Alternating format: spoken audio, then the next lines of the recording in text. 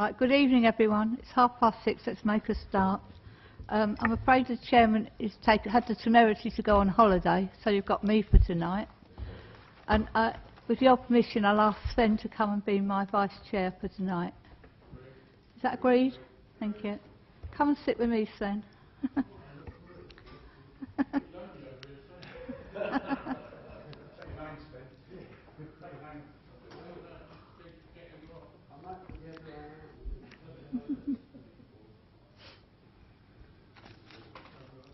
Do we have any declarations of interest?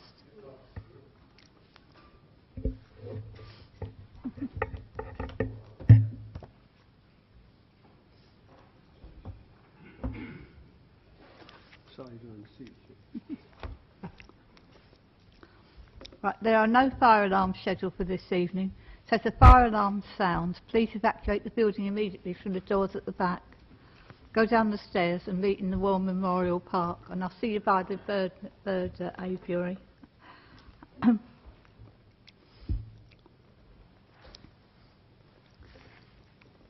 Right, item 4, minutes of the committee meeting held on the 7th of July, paper A.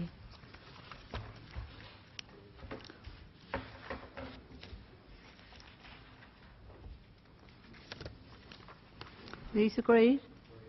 Thank you.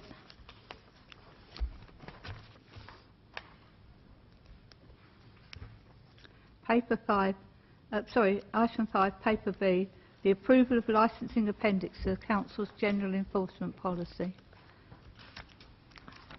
Mrs. Cannon.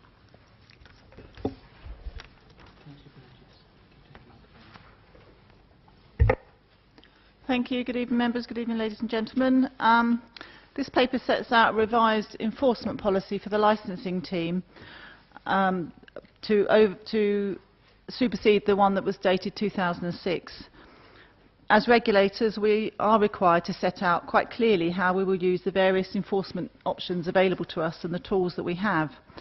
The current licensing enforcement policy dates back to 2006.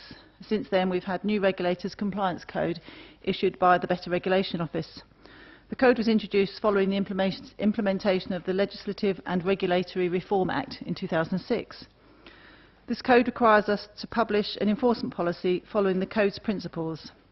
The principles include the usual requirements of fairness, transparency and proportionality, but it also requires us to have regard to economic growth in that our activities should support those who we regulate. We should not be posing unnecessary burdens on businesses that stifle growth, and we should look for alternatives to waving the big stick. We believe that we already do that. We provide advice and guidance, informal and informal warnings, and prosecution is always the last resort. This new policy sets out how we carry out enforcement, and included within it are the procedures that we intend to follow when non-compliances arise. Due to the broad church that is the licensing team, encompassing a range of functional areas, ranging from animal welfare through to taxes, licensing and gambling, this policy has become quite detailed, but we think that's important. The options and tools open to us as regulators are not all the same under each piece of legislation, and this policy clearly sets out how we administer the range of options depending upon the relevant act and regulations which apply. This policy has also been an action arising from an internal audit recommendation and on approval we'll close that outstanding requirement. On approval, we will also be taking this policy to Hart District Council for approval by that licensing committee to ensure their compliance with the code in respect of licensing and also to promote consistency across the shared service. That really sums up the report, but I am very happy to take any questions if you have any. Thank you. Councillor Franklin. Oh. Again, another fairly well-written policy. There's just a couple of things. On page 32, 3.2.2, it says for first-time offenders, advice will be given. Well, that to me, even if I've done something really serious as a first-time offender, I'm just going to give them advice. And it doesn't give you the option then to prosecute that it goes on to on the next point. So I'm just wondering if the word generally first-time offenders should be put in, or another phrase just to link it to the next point. It's the first one.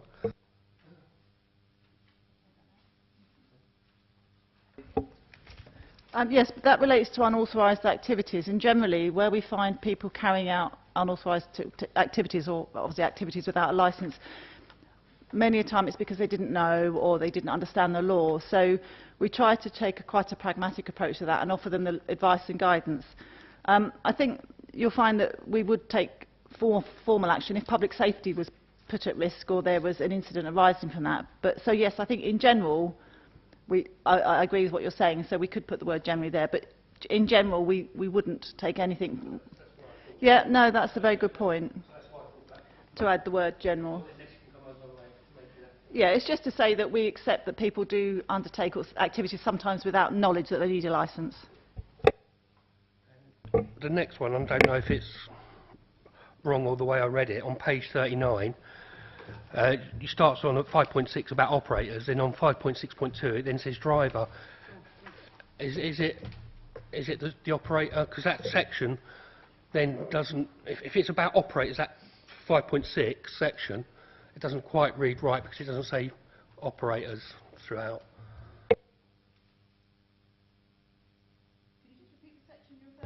It's on page 39, 5.2. On the completion of investigation, the driver, but it's under a section about the operators. Operators are not necessarily drivers. Yeah, and I don't know, some of the phrases that later in it might need changing to refer to the operator. I take it the whole section is to do with about operators. Operators is section 5.6. Yeah, yeah. So.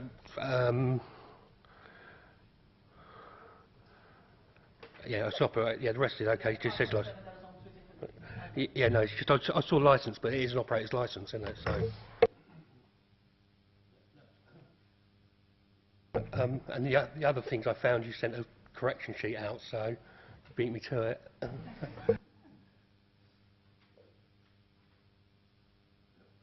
Are there any further questions? No? Thank you, Karen.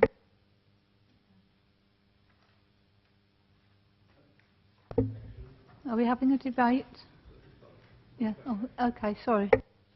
On page 43, 8.4.4, the way that reads, you can basically go into any premise where you think that it's necessary for the protection of an animal. Is that correct? It's correct where we have powers of entry. If we don't have the power of entry, we will refer it to the RSPCA. Yeah, I mean, we would potentially turn up and ask for entry, but if we refused entry and we don't have a power of entry, we would refer it to the RSPCA, but we would take them with us anyway.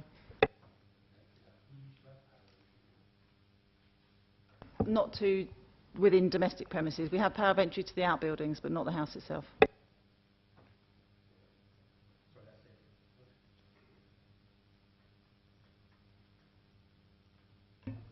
Is there any debate on this? Anyone wish to speak? Right. We're moving into debate. Does anyone wish to speak?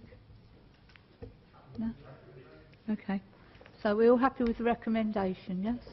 Thank you. Let's move then.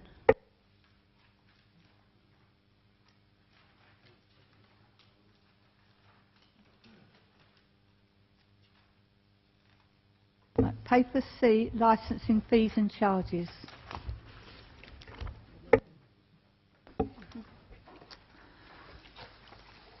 Members will be aware that we usually bring the fees and charges increase or changes report to this committee every November. You'll also be aware that we entered into a shared service with Hart District Council earlier this year. As reported last year, we've been long awaiting the outcome of the Hemmings case, which is the highly publicised case about licensing fees in respect of the European Services Directive. It finally found its way to the Supreme Court this year, and we had an outcome in the summer. And I've summarised that outcome within the paper. Part of the appeal was resolved, and one element has gone on to the European Court for determination. Now that we've been furnished with some more information, we are in a position to carry out a detailed costing of all the licence types. Officers within the team have since been June completing detailed time recordings of all of their activities against each licence type. and that information is being collated along with the charges made to licensing by other teams, such as the contact centre, finance, etc., who carry out work that supports different elements of the licensing functions. For this work to be meaningful, for us to be able to achieve some accurate figures on fees, we needed around 4 to 5 months worth of time recording, and that was completed at the middle of October. Whilst the budget strategy for this year has set a 1.1% increase across all services, we must be sure of our actual costs. Those licences where the fees are set by central government will not change. However, due to the streamlining of some procedures and reallocation of resources across the team in the last 18 months, we expect to see some of the other licences change. Some will go up and some will go down.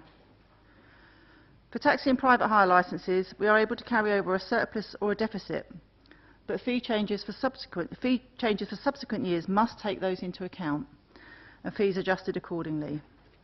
We are currently working at a deficit in the taxi and private hire budget. However, that deficit has been steadily reducing over recent years.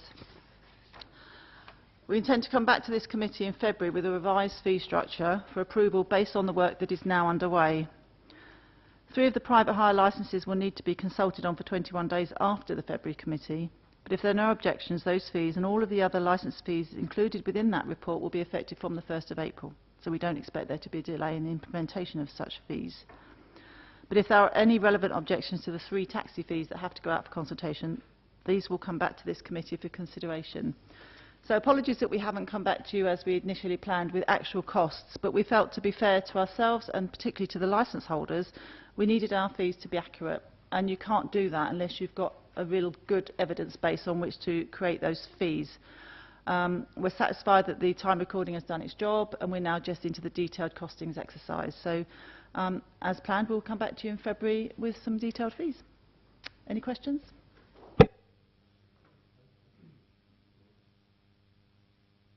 We have no questions. Mr Dinning, did you wish to speak on this? Please. You have 4 minutes. Is that one live? Okay. Appreciate this paper is for information only. Identification of costs broken down has been going on for quite a long time now. We're in danger of entering the 3rd budget round since requested. Back in March, I raised concerns we might lose sight of Basingstoke costs with a shared service unit. In fact, the survey was delayed till it started. Section 5.1.1 quotes draft income budget of £315,000. Are detailed budget sheets available yet? These figures seem to be Basingstoke combined only. Will costs for Hart be kept separate? The difference between expenditure and income have been reducing over recent years, as Mrs Cannon highlighted.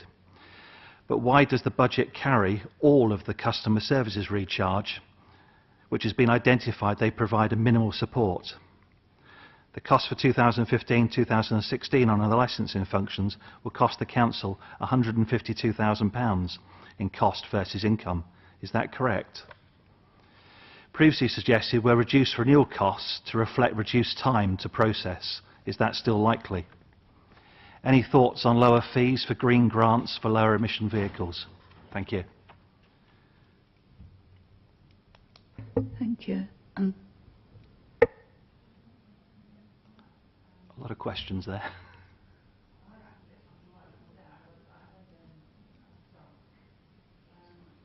Do you want me to go through them? Just the points. In the reverse order, any thoughts on the lower fees for green grants? Sorry. It is something up for consideration. The thing is, it costs us X amount to produce a licence, whether it's for a green car or a non-green car. However, we would be looking potentially to incentivise a green car scheme. But for us to do that, we would have to take the hit in terms of the reduction in income. But it is something that it will be considered.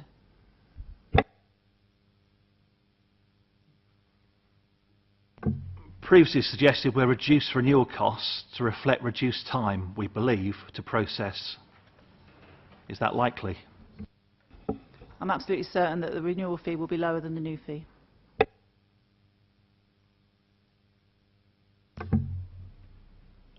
Will the Hart costs be kept separate? I suggested the draft figure you put in there was 315,000. Was that Basingstoke alone? That all relates to the Basingstoke budget currently. We're carrying out the same exercise at heart because obviously we're producing licences over there. I mean, ideally the cost will be the same for both authorities, but at the moment their procedures are different, so the costings will be different for the first couple of years until we streamline their procedures. We do run at a deficit at the moment, as you highlighted, but we do have a hefty charge for customer services. There's nothing reflected on the other licence fees. We pay an FTE equivalent for our customer services. There are probably 15, 20 staff, and we pay, I think, for 2.8 of those staff across all of the licensing function, and some of that is allocated to taxi and private hire. But there's nothing shown on the balance sheet for the other licences. I'd have to check that because I haven't got it in front of me. Yeah, thank you, Mr. Deening. Any questions from the councillors? No, right. This paper was for noting. We note it, yes? Thank you. Moving on to paper D. Approval of minor revisions to Statement of Principles under the Gambling Act 2005 for Stage 1 consultation. Thank you. I brought Mrs. Stevens along with me tonight to assist with this one, so if there are any difficult questions, I will point you to Sheila. The gambling policy, we have our Statement of Principles under the Gambling Act, also known as our Statement of Policy, and it's valid for 3 years. The current policy expires on the 30th of January because they have a due to the 3-year lifespan. Due to changes under the Gambling Act in respect of mandatory conditions, the Gambling Commission has amended its Code of Practice, which will require applicants to include within their applications details of the local area, details of an assessment of the local area, which maps out the key characteristics of that area that affect the risk assessment of a licensed gambling premises. And this will include, for example, proximity to sensitive premises such as churches, schools, care homes, etc., and have regard to local crime statistics as well. And the operator or the applicant must assess those risks in respect of the licensing objectives under the Gambling Act. Licensing authorities will need to incorporate within our Statement of Licensing Principles the measures that we will require applicants and existing licence holders to include within their applications, and so we need to do some work around local area profiling. We would need to understand our local area much more clearly, as would applicants, and how that information might relate to an application. The new guidance in respect of local area profiling didn't come out till late October, the 5th edition, which I think I've emailed out to all of you, the latest gambling guidance. So this left no time for us to carry out the detailed work in respect of local area profiling in time for the review of the policy for January. So we've decided to undertake a 2-stage review of the Statement of Principles along with many other local authorities, Westminster being one of them, in order to enable us to be closer to achieving the expiry deadline in January. So I've amended the current Statement of Principles to reflect up-to-date facts and figures and to correct some typing errors, and propose that that goes out for consultation for now as Stage 1, subject to this committee's approval. And it will go out for consultation on Friday for 5 weeks. Any responses will be referred back to this committee in February for this committee to determine that they're happy for it to go for full council adoption. Also at the February committee we expect to have ready the work on the local area profiling, which will take part of will be the Stage 2 review of the policy. So we hope to bring that work to you in February, and then that will go back out for consultation. It's a bit sort of duplication of effort, but we felt that we needed to do it properly and we hadn't been given the information in time. So we'll come back in February with a Stage 2 review. That'll go out for consultation for a little bit longer, and that will come back to the July Licensing Committee for approval to go to full council on the 21st of July. We've looked at the risk of having an expired policy. It's for a period of about 4 weeks from January to February, and that risk is considered to be very low. The current policy could still be referred to, and we wouldn't be criticised for that should any contentious applications arise in respect of the Gambling Act between the 30th of January and the 25th of February.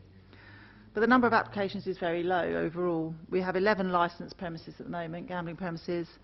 The most recent application, which is coming to a subcommittee, was the first application in 5 years. Hence, we consider that risk to be very low if the policy expires for a period of a month. Happy to take any questions on that.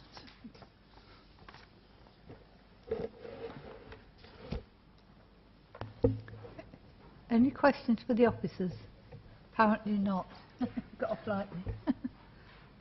The recommendation is that we approve draft stage 1 until such time as the rest of it is come to us in February. Are we agreed on that? Thank you.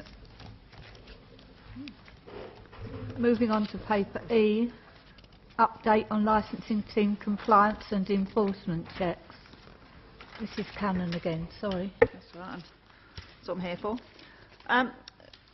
Members will recall that we try and bring an annual update on the taxi and private hire licensing enforcement activities undertaken by the team.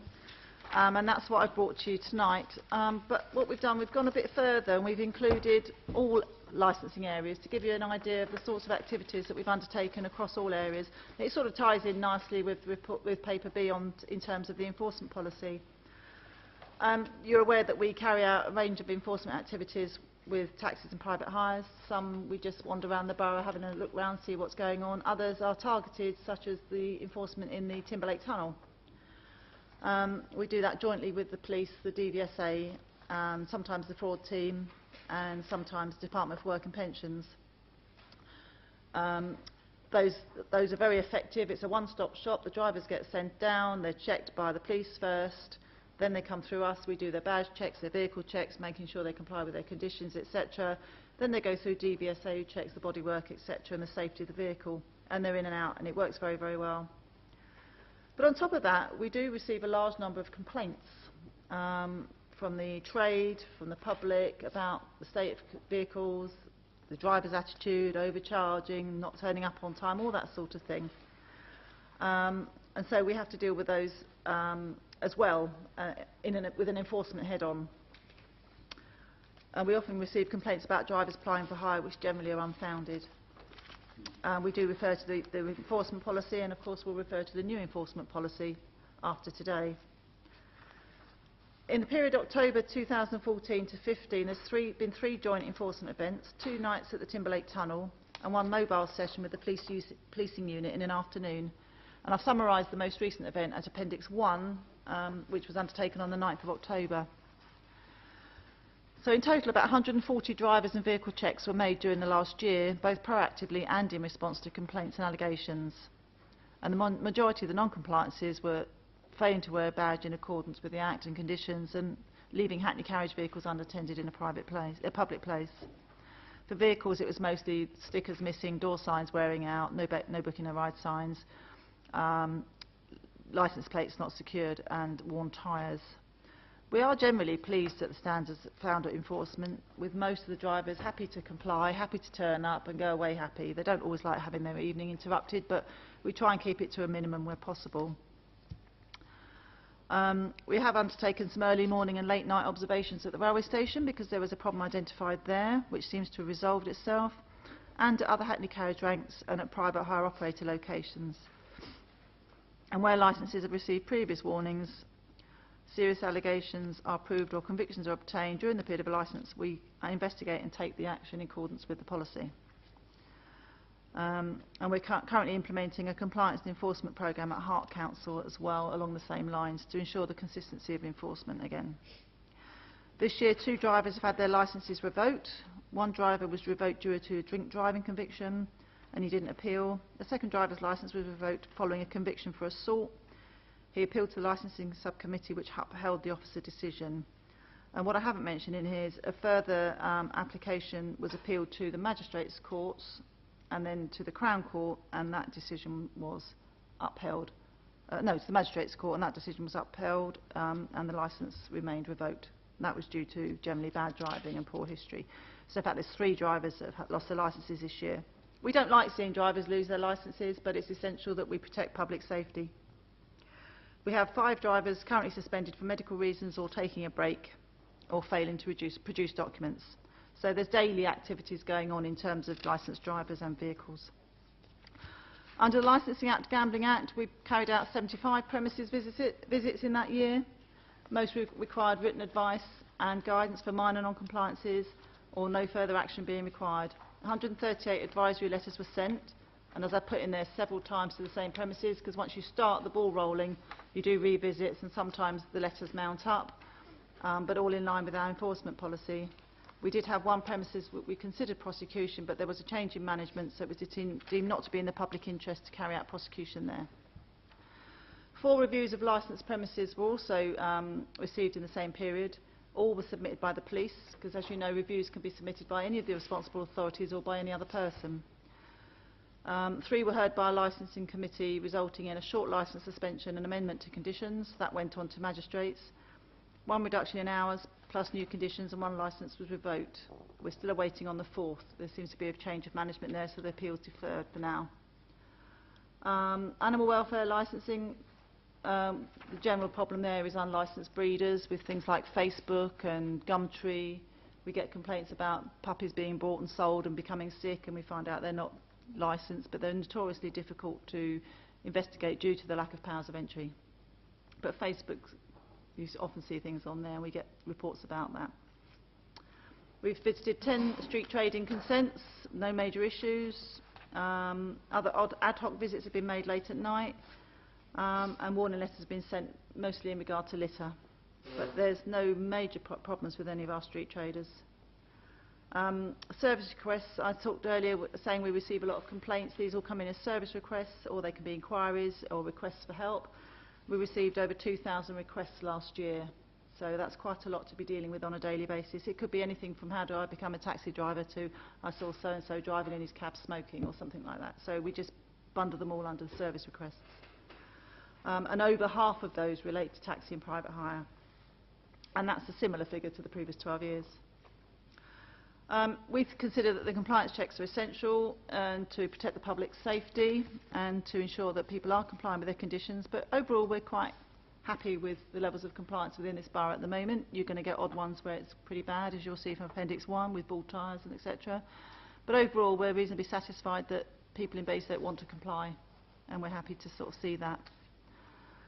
All of this work's done within our existing resources, but some of those costs cannot be recovered from the fees, so we have to absorb those costs. They form part of the subsidy to the service areas, and as referred to earlier, we are reviewing those costs. And that's really it. We've had a busy year, as you can see. We'd like to have been busier, but I think we've been busy enough.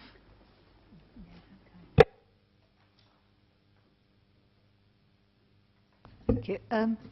You wanted to speak on this one, Mr. Dinning? Well, you're the one I've got down as speaking. Nobody else has registered to speak.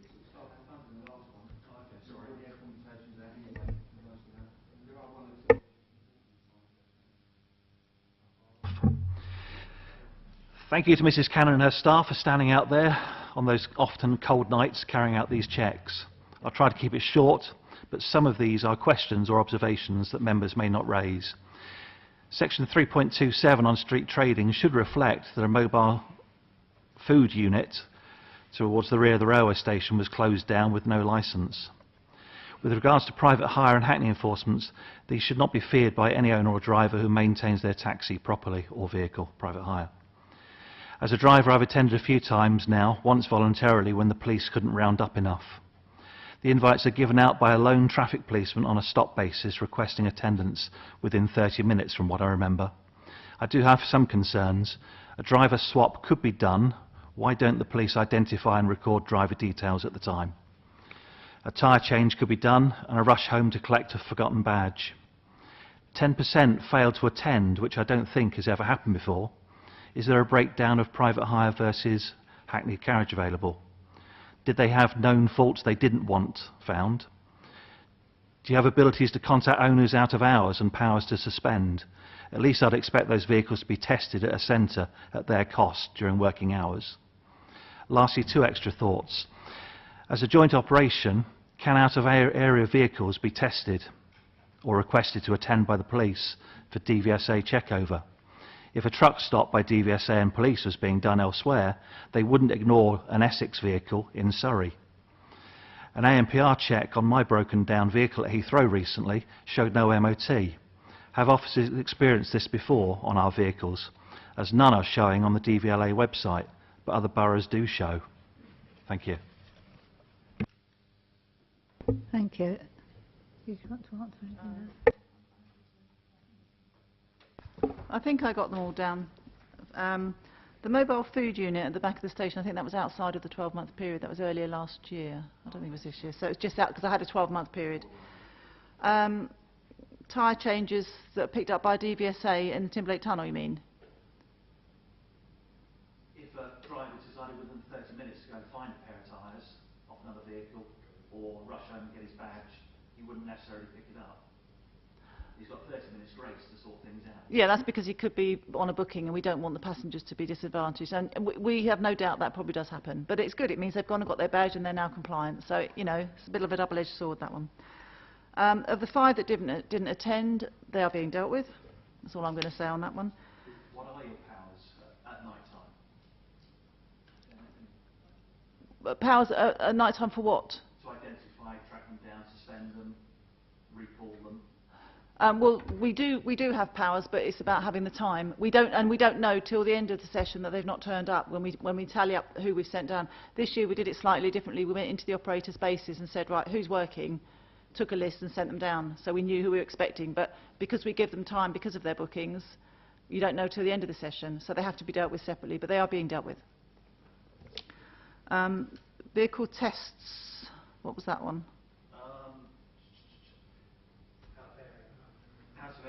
Out of area cars, the police have powers to stop and search, so they can send them down to the tunnel, and they do. We don't have any enforcement powers, but they do come in, and the police will carry on, do the checks and DVSA through the Timberlake Tunnel route. We just stand back because but that might change if ever the Law Commission's recommendations come in. But we're having a long wait for that one. How many roughly do you get through extras? Very few. Very, but we didn't have any last time. So, and in regards to the MOT, because under the Road Traffic Act, taxis are exempt from the MOT requirements. It's a local authority requirement to have the vehicle tested. We appreciate that because you have the certificate of compliance, they don't appear on DVLA. Some garages will log them as an MOT and some won't. It comes up from time to time, but that's more about the uneducated police officer dealing with it who doesn't understand the law around taxi MOTs. But we're going to be reviewing the whole vehicle testing procedures, and we may be looking at an MOT plus something to make it easier for you guys out there in terms of getting the... Potentially, yes, but before my time, Peter, I'm far too young. Has that covered all your points? Okay, thank you. Right, Councillor Frankham. Just for the matter of the minutes, top of page 130, it says October 15 to October 16. There were 75 visits. I think that should be 14, 15.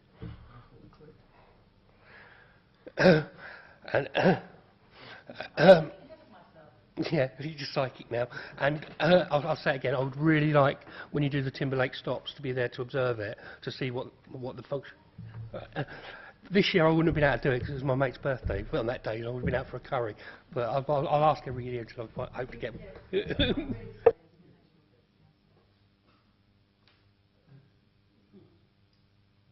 Are there any further questions? Oh, Councillor Raffel.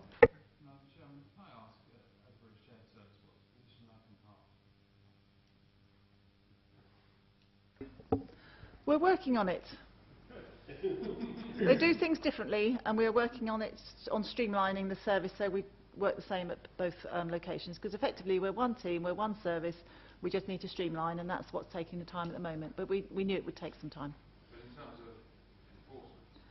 We have an enforcement night planned, so I'll be able to update you after that.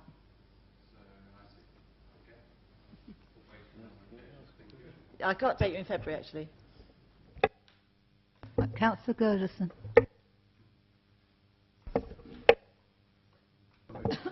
Thank you, Chair. Now, I'm just curious as to what the definition of a dog breeder is, as opposed to somebody who has a bitch which has a litter which they wish to advertise to the local press. I mean, presumably they wouldn't qualify. What qualifies a dog breeder as a dog breeder? A person requires a licence if they breed 5 or more litters in any 12-month period from any number of bitches, or if they're operating as a business. And it's the definition of business. If they're breeding 3 litters but making a huge amount of money from it, it's a very expensive breed, we could deem that they're operating as a business. But generally it's 5 or more litters per year within a 12-month period. Are there any further questions?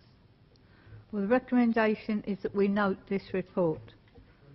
Are we agreed? Thank you.